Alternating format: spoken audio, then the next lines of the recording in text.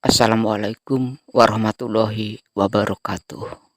Memandang lukisan yang dibuat oleh orang terkenal memang mengandung daya tarik tersendiri.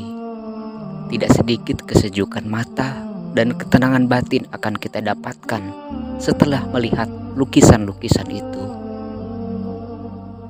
Apalagi bila lukisan itu bergambar pegunungan dengan air terjun dan berbagai pernik-pernik kehidupan di sekitarnya. Rasanya mata ini sulit sekali untuk tidak berlama-lama memandangnya. Terlebih lagi bila lukisan itu menggambarkan latar belakang perkampungan kita sendiri, maka kita seolah hanyut dalam memori orang-orang di desa, sahabat dan keluarga. Karena itu, bagi orang yang berduit, di setiap dinding rumah mereka hampir dipastikan terdapat lukisan-lukisan tersebut. Tapi sadarkah kita kalau ternyata lukisan itu hukumnya tidak selamanya halal? Bahkan ada yang ekstrim menilainya haram. Ada juga yang menganggapnya masih syubhat atau tidak jelas. Tergantung pada tujuan apa lukisan itu dibuat, di mana dia diletakkan, bagaimana dibuat, dan apa tujuan pelukisnya. Bila semua kriteria ini sudah jelas, maka dengan sendirinya hukum lukisan juga menjadi terang. Menurut Yusuf al-Qaradawi, jika lukisan itu dibuat untuk disembah, seperti lukisan gambar Isa al-Masih bagi kaum Nasrani dan sapi bagi orang Hindu, maka ia hukumnya menjadi haram. Bagi pelukisnya terkena hukuman kufur terhadap Allah. Hal ini sesuai dengan bunyi hadis Nabi Muhammad SAW. Sesungguhnya orang yang paling keras siksaannya pada hari kiamat ialah para pelukis yang melukis sesuatu yang disembah selain Allah. Hadis riwayat Muslim. Diharamkan juga lukisan yang dibuat bertujuan untuk menandingi ciptaan Allah, walaupun tidak bermaksud untuk disembah. Si pelukis beranggapan bahwa dia juga mampu menciptakan sesuatu yang baru, sebagaimana yang telah dilakukan oleh Allah. Jika si pelukis mempunyai niat seperti ini ketika melukis, maka ia dapat dihukumi telah murtad dari Islam. Hal ini sesuai dengan hadis Rasul yang berbunyi, sesungguhnya orang yang paling berat siksaannya pada hari kiamat ialah orang-orang yang menandingi ciptaan Allah. Ada sebuah kisah menarik bahwa Imam Muslim meriwayatkan dari Abu Duha. Dia berkata, saya pernah bersama Masruq di dalam suatu rumah yang di dalamnya terdapat patung. Lalu Masruq bertanya kepadaku, apakah ini patung Kisra?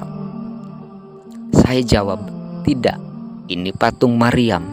Seakan-akan Masruq mengira bahwa lukisan itu lukisan orang Majusi yang biasa melukis raja-raja mereka pada bejana-bejana.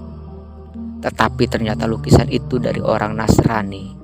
Masruq kemudian berkata, saya mendengar Abdullah bin Mas'ud berkata, saya mendengar Nabi SAW bersabda, sesungguhnya orang yang paling berat siksaannya di sisi Allah ialah para pelukis. Tentu saja bukan semua lukisan diharamkan, karena apabila lukisan itu tidak bernyawa, seperti gambar tubuh tumbuhan, pohon, laut, kapal, gunung, matahari, bulan, bintang, dan lainnya seperti pemandangan alam, maka tidaklah berdosa orang yang menggambar atau melukisnya. Hal ini sudah tidak diperselisihkan lagi. Adapun jika lukisan itu benda-benda bernyawa, tetapi tidak terdapat larangan sebagaimana dikemukakan di atas, yakni bukan lukisan yang disucikan dan diagungkan, serta tidak dimaksudkan untuk menandingi ciptaan Allah, maka menurut Yusuf al-Qaradawi, lukisan semacam ini tidak diharamkan. Ulama ini kemudian mengutip sebuah hadis sahih yang berbunyi, sesungguhnya malaikat tidak akan masuk ke dalam rumah yang di dalamnya terdapat lukisan. Sebuah kisah lain menceritakan bahwa Zaid bin Khalid Al-Juhani pernah menemui Siti Aisyah. Lalu dia berkata kepada istri Rasulullah tersebut, Sesungguhnya orang ini, maksudnya Abu Tholhah, menceritakan kepadaku bahwa Rasulullah Shallallahu Alaihi Wasallam bersabda, sesungguhnya mereka tidak akan masuk rumah yang di dalamnya ada anjing dan patung. Apakah engkau mendengar Rasulullah bersabda seperti itu? Tanya Zaid. Aisyah menjawab, tidak, tetapi akan saya ceritakan kepadamu apa yang dilakukan oleh beliau, yaitu saya melihat beliau keluar dalam salah satu peperangan. Lalu saya membuat korden yang ada gambarnya. Lantas saya tutupkan pada pintu. Ketika beliau datang dan melihat korden, saya melihat tanda kebencian di wajah beliau. Lantas beliau melepas korden itu lalu disobek atau dipotongnya seraya berkata, sesungguhnya Allah tidak menyuruh kita mengenakan pakaian pada batu dan tanah. Kata Aisyah, lalu kami potong dan kami buat 2 buah bantal dan kami isi dengan sabut, dan beliau tidak mencela tindakan saya tersebut. Menurut Imam Nawawi, hadis tersebut tidak menunjukkan haram, karena hakikat perkataan Allah tidak menyuruh kita terhadap yang demikian itu menunjukkan bahwa hal itu tidak wajib, tidak mandub atau disunahkan, juga tidak menunjukkan haram.